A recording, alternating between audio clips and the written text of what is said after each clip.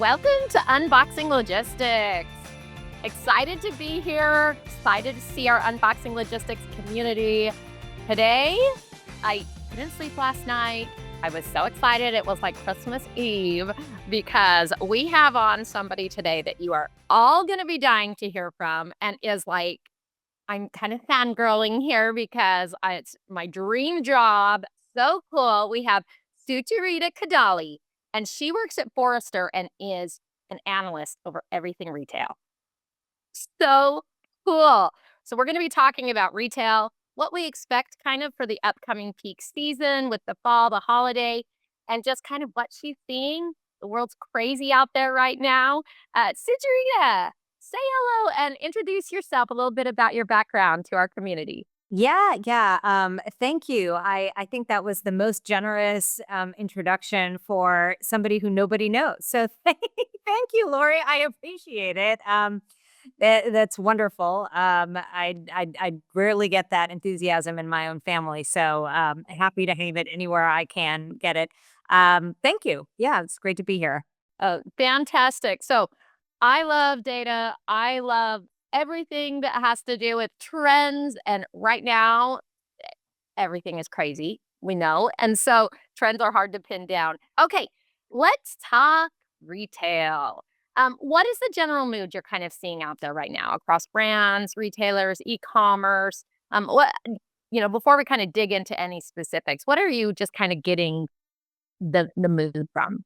There's a lot of uncertainty right now, and it is worse in some sectors than others. If you are in apparel or anything discretionary, I think that there is a particularly uncertain vibe, and that is a combination of not knowing where the tariff situation may land, as well as consumer confidence not being terribly high, which means that a lot of discretionary items are more vulnerable than others.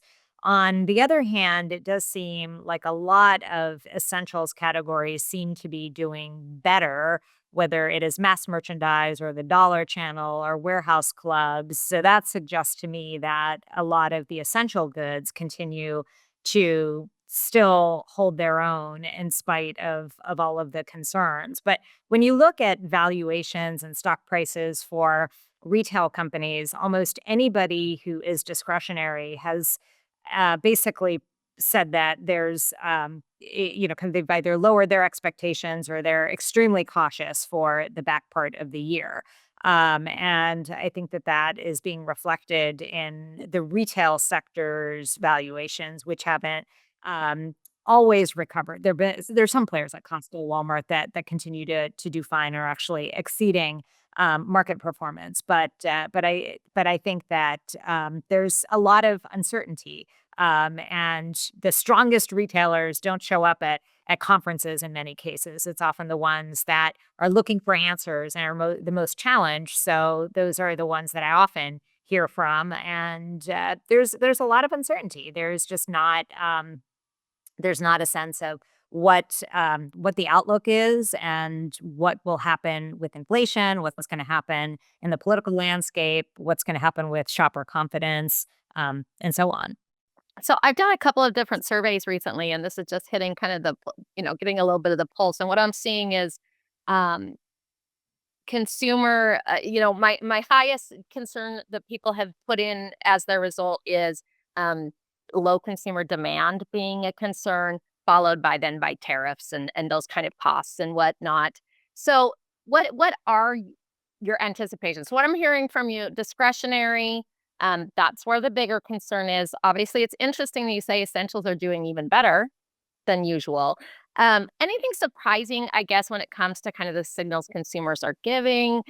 Any industries maybe that are doing better or holding on more? Any thoughts around kind of that consumer demand piece? So there has been a lot of cognitive dissonance in the economy for the last few years. And the reason that I say that is that consumer confidence has been quite low.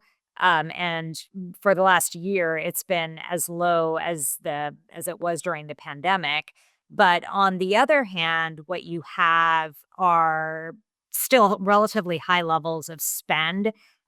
So consumer spend, even inflation adjusted, is at its highest level ever. You have other macro signals, whether it is GDP growth or whether it's unemployment. Unemployment's still quite low. You still have the GDP rates being quite high. You have other signals like interest rates. Well, I should say inflation is approaching that 2% level, which was always the Fed's magic number, which was the number that would trigger rate cuts. So you have lots of kind of conflicting issues where the consumer says that they're not happy, but yet they're employed, their wages are higher than ever, and they're spending, but they say that they are unhappy and they're nervous about the future. Um, where are people? So there's a whole kind of there's actually quite a bit of data that says why that is. A lot of that is politically tied because when you look at who's unhappiest, it's basically whoever is not in the White House at that moment in time. So during the Biden administration, everybody was unhappy. Well, the average numbers were the same, low rates of consumer confidence, but it was highly kind of deflated by Republicans. And now you see the opposite, where in the Trump administration, you have, again, low rates of consumer confidence, kind of dragged down by Democrats. So, kind of, so there's that, which is the political and the polarization of kind of just of people that we've noticed over the last probably decade, probably more than that, that's been driving whether or not you're happy, and whether or not you're confident. I should say confident, not necessarily happy. But then your other question was like which sectors are growing or not. E-commerce continues to grow. That's the non-store retailer sector. You have essential goods. Grocery is doing okay. You have kind of in the early part of 2025, we actually saw automotive growing pretty strongly because people were front loading their automotive purchases, worried about tariffs. So they were trying to get ahead of that for fear that fuel prices would be higher. And the sector that I find has been most puzzling, which is where I think that there's this complete kind of illustration of the cognitive dissonance is food away from home, which is the restaurant sector, which has been on fire pretty much since, kind of we started to go out again after, kind of removing masks during the pandemic. And those numbers have been really strong. Inflation is actually highest in that subsector. And if there is a discretionary item in our budgets, the most discretionary would be eating out. And yet that's going up and that's increasing. So, kind of while we're cutting back on things that are discretionary like apparel, we're leaning into and continuing to spend on discretionary items like, quick service restaurants or fine dining or whatever the dining situation may be. And that was the call out to me that I was like, kind of these are total crocodile tears when people say that they're distressed about the economy, because if you are that distressed about the economy, you are not going to be eating out at Chipotle. So many cool truth bombs there. Um, Love that insight about the fact that people say they're upset, but that's a little bit more just aligned with we're upset with where politics are going, whoever it is. Their actions don't seem to be following up with what they're saying. So interesting about the discretionary. So some discretionary is cutting. As you said, apparel is falling. Is that in relation at all to, the tariffs, de minimis, all of those pieces with China? Is that related to the apparel piece or is that separate? Apparel, I think, has been a really complicated story. I think that there are a few different things that are happening in apparel. The most recent would be the Temu Shein phenomenon. And supposedly those are now billion-dollar plus companies. And anytime you have an entrance that generates billions of dollars, it's going to be taking share away from other players. And you're doing it by lowering price points and increasing the number of units sold. So So there's an argument to be made that there may be some mall merchants, perhaps the Old Navies, that could be adversely impacted by the Temu Shein phenomenon. On the other hand, there are off-price retailers like TJX, and Ross that are continuing to do okay. They're in that value sector. So maybe units are not, kind of off all that much. And kind of they're part of the declining unit price, kind of unit per transaction, or kind of part of the lowering of average selling price story that may be happening. So I think that there's definitely kind of price deflation in apparel, and that's actually been pretty much a story since the US lost apparel manufacturing like in the '80s, right? I mean, we were, North Carolina, where I live, was still manufacturing clothing and soft goods pretty much through the '70s and, kind of the '80s. And as China has grown, and that was pretty much in the '80s and the '90s is when Chinese and Far East manufacturing really started to explode. You started to see the declining price points in sectors like apparel. I mean, Old Navy really didn't even start until the '90s, right? The early to mid '90s. And those were disruptive changes to the apparel landscape. They marked basically the death of department stores. I mean, department stores were still growing until pretty much until 9/11. And ever since then, it's been a steady, slow slide down for them. Um, and it's so I think that you have these mega macro issues that are happening with respect to where these products are getting manufactured, and then you have these little players here and there that are coming in and becoming big players and disrupting the incumbents. But on the other hand, you have other sectors that are very high price point and are great, like an Aloe or Lululemon that kind of are capturing sales in the premium space. They're not actually huge business. I mean, they're big, but they're not.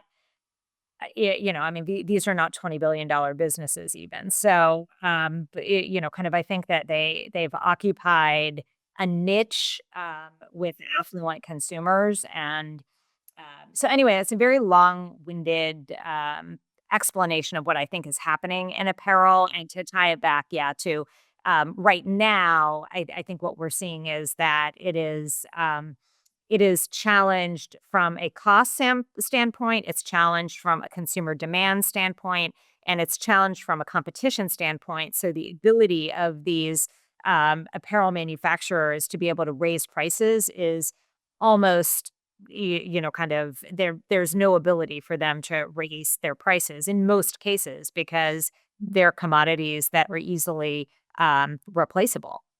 Yeah, absolutely. Are there other industries you're seeing outside of apparel where maybe discretionary spending is falling? Big boxish type category. Obviously, footwear part and parcel with apparel. Although there are success stories even within footwear. You look at some of the running shoe brands that are not Nike, and they're doing quite well. Whether it's On or Hoka or kind of there are even smaller emerging brands that are out there that are doing okay. But even outside of that, sporting goods, toys is very challenged and will continue to be challenged. They're heavily dependent on Chinese manufacturing. And that's a sector that has very, very little innovation and has had very little innovation. So that is a sector that I think is going to be incredibly challenged over the next 5 to 10 years. And, so I think anything that is in office supply, I mean, these are all things that we see much more challenge. Consumer electronics isn't really doing phenomenally well. I mean, they too have been challenged by tariff issues because a lot of those goods are manufactured in China. And we're not in a replacement cycle for any there's not been any blockbuster new CE release either. So all of these things I think have led to when you look at the sales of Best Buy or, kind of the mall merchants or, any sporting goods retailers, if they are doing well, and many of them aren't necessarily, kind of reporting out of this world metrics, they have very, very cautious outlooks for the rest of the year. Okay, so let's talk about the rest of the year then. As we go into the holiday season, into the peak season for a lot of our e-commerce retailers, everybody, what do you obviously we're in a season of uncertainty, so, not holding you to what's going to happen here. But what would you anticipate that, people who are listening, they're e-commerce sellers, they're retailers, they are, wondering, advice. What do you see happening? What do you anticipate happening? And I guess what kind of advice do you have for maybe protecting margins or working through some of these macroeconomic challenges? I don't know that there are any easy answers to that because we don't We'd be rich, know. Sucharita, if we knew them all, right? Exactly, exactly. I mean, I don't know that we really know what the future holds. I think that a lot of people don't really understand what's happening with tariffs, and if I can share my opinion, it doesn't seem to me that tariffs are necessarily the end. They're sort of a means to the end, which are tied to a whole slew of other macroeconomic issues, like the U.S. being in debt and kind of essentially having to spend a significant part of our budget every year, the U.S. federal budget, on things like interest payments on that debt or military payments to protect other regions in the world. And I think that the goal is to reduce some of those payments ultimately. It's not, and tariffs, could be a means to that end, but it's more that tariffs, I think, are a negotiating tactic to just straight up get payments. So I don't know that this is going to necessarily be the topic that we're going to be talking about a year from now. Plus, kind of, I think it's fairly well known, even amongst White House economists, that kind of tariffs in kind of the form as they are being portrayed by the media would almost certainly lead to a recession. And I don't know that anybody wants to head into a recession, particularly as we're going into an election year too. So I don't so I think that there's so anyway, to go back to your question of what's going to happen, I don't know, and I don't know that anyone knows how to respond in this scenario where there is so much uncertainty, because there are two scenarios, right? It's like, kind of we could continue to have, kind of these threats of tariffs, and they could go up and down, and who knows where it's ultimately going to shake out. And if you do believe that tariffs are the end game, then where you are probably best position to act now is to front load supply, kind of get as much inventory, perhaps as unfinished goods, to wherever you can, so that as needed, you can start manufacturing. Um, on the other hand, if you don't believe that tariffs are long term and they are just political theater, that would be a tremendous waste of working capital to be front loading anything. So, and then you potentially risk wasting resources and hurting your cash flow, which is usually the fastest route to bankruptcy. So I think that there's a lot of wait and see. There's a lot of how late can we act? Can we shrink our bit? Do we need to shrink our business and shrink expectations for our business while still staying alive? And I think that's really what companies are doing is kind of, they're not investing, they're not hiring, they are trying to be as cautious and issue cautious earnings announcements wherever possible. So I think that that's what they're doing, is just hunkering down and seeing how they can just stay alive and maintain cash flow. I think that's the best you can do.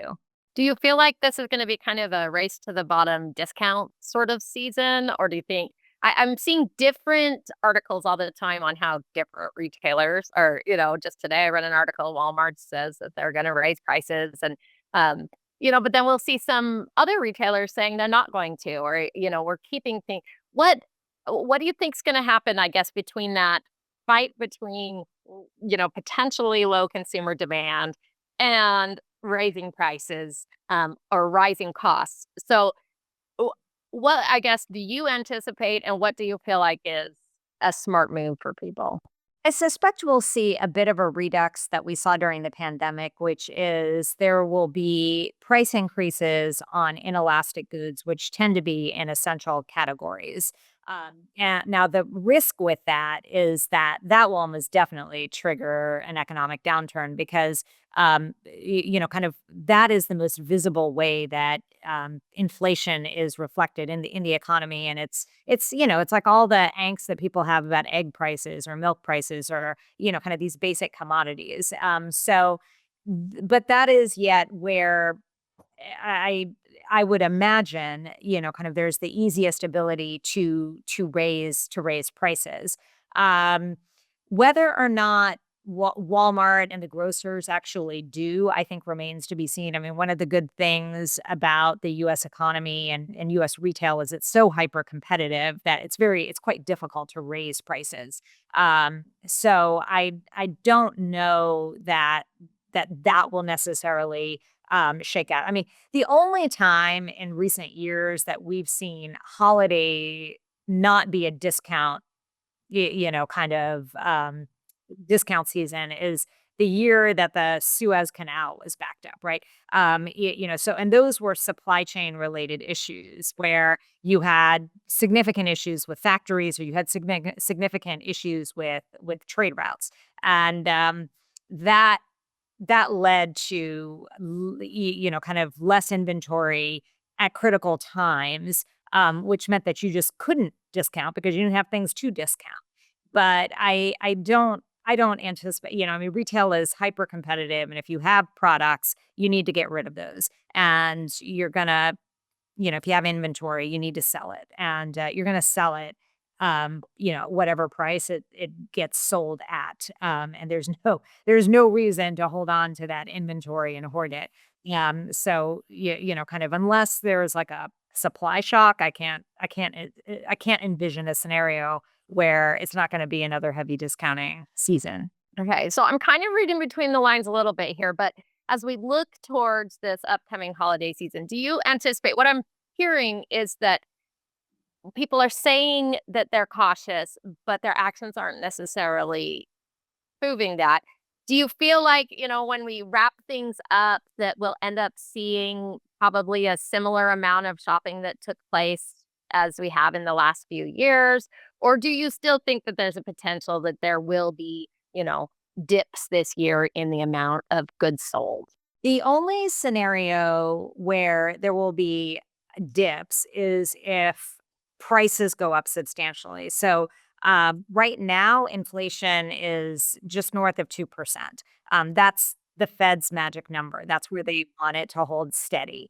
So, if anything were to change that, so if food, apparel, if any subsector in consumer spend were to increase its prices due to supply chain issues or due to tariffs or some other factor, then kind of I do think that you'd see a potential downturn, but it doesn't. Nothing seems to suggest that prices are going to go up suddenly. Kind of people say that that's what they're doing, but we haven't actually seen it in the CPI data yet. And retail numbers are still trending quite positive. So when you look at the census's spend numbers, they are still the highest levels ever. I don't see that falling off a cliff between now and the holiday season. So, and there would have to be other major macro changes, like you would have to see unemployment spike or wages go down for significant changes, but that hasn't happened either. Okay, so as long as we stay kind of status quo as we are now, we can probably anticipate nothing Yeah. crazy going on. Okay, And I that's think that a that's large great. part of the reason, I mean, the tariff situation has It's been more limited in which categories it's actually touching. There's a lot of announcements and then a lot of retractions, and kind of companies saying that they have things in bonded warehouses, but again, it's not yet flowing through to shopper prices Yeah. that are visible in the aggregate when you look at CPI numbers yet. Um, so we shall see. I mean, it's June, and I mean, there's still months to go for some of that to make its way through the economy. Do you recommend front loading? I mean, is that something you would recommend right now or in the 90 days?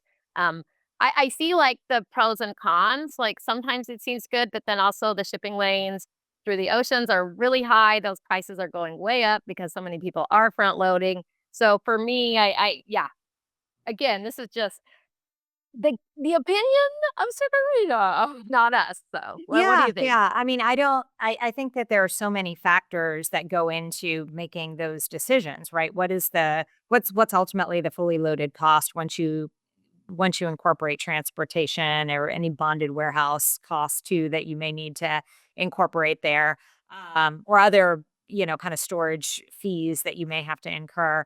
I mean, what I've heard from some manufacturers, actually suppliers, it depends on your margins in your categories. I mean, even with really high tariffs, it is not worth it to even switch manufacturing because their margins are so substantial, and they wouldn't, kind of be able to get a competitive price, even if they switched manufacturing to other supposedly low cost regions. So, I mean, it really, really depends on the category. It depends on your anticipated demand, and perhaps the biggest issue is, do you have cash? I mean, if you don't have any money and you don't have any savings, does it make sense to put yourself in a credit card debt? No, I mean, so I think it just really depends on so many scenarios. If you can afford it, perhaps it probably does. If you can afford it and it's a commodity where what the demand is going to be for your item, sure.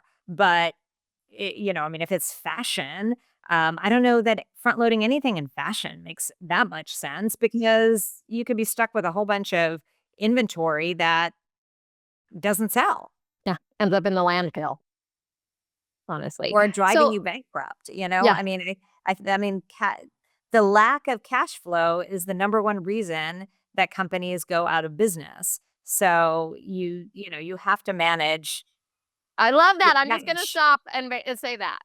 Business is listening. The lack of cash flow is the number one reason you go out of business. So think about the cash flow. Sorry to interrupt. Go ahead.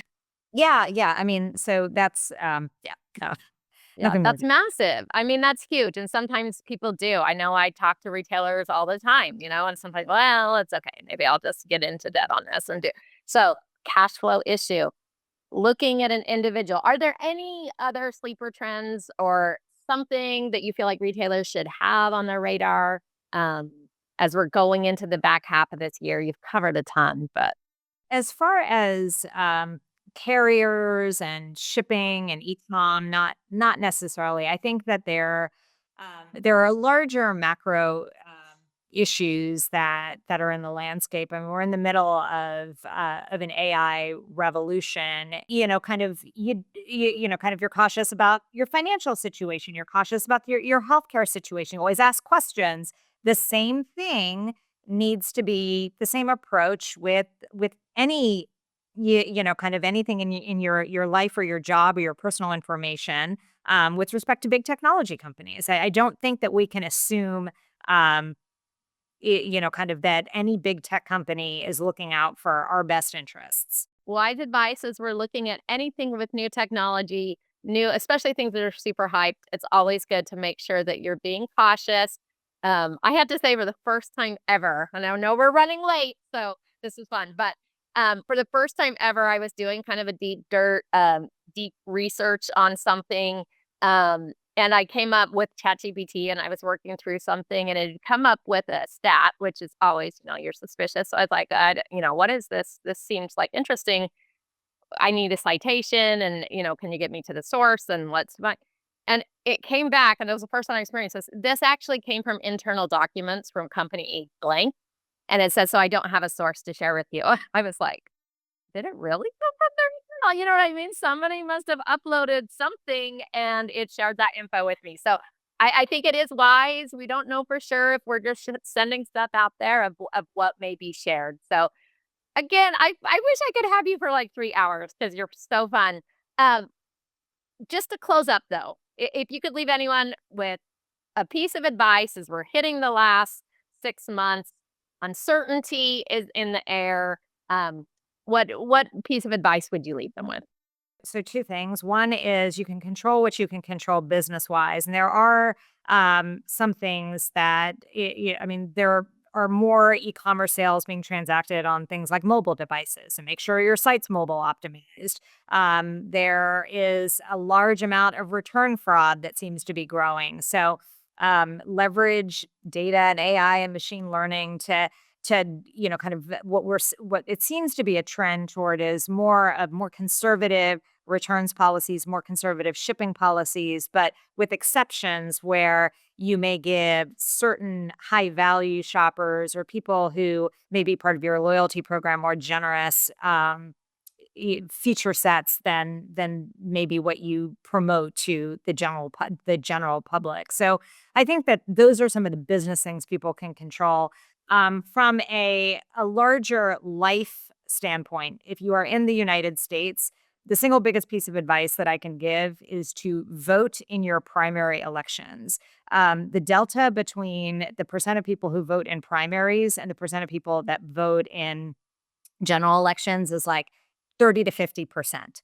And elections, particularly for Congress, are determined in the primaries. Participation in primaries is super low. And my advice is to educate yourself. The lack of independent voters in primaries, the lack of willingness of independent voters to vote in primaries is part of the reason we are in the polarized environment that we are in. And part of the mess that we see ourselves in with, kind of big tech getting away with everything.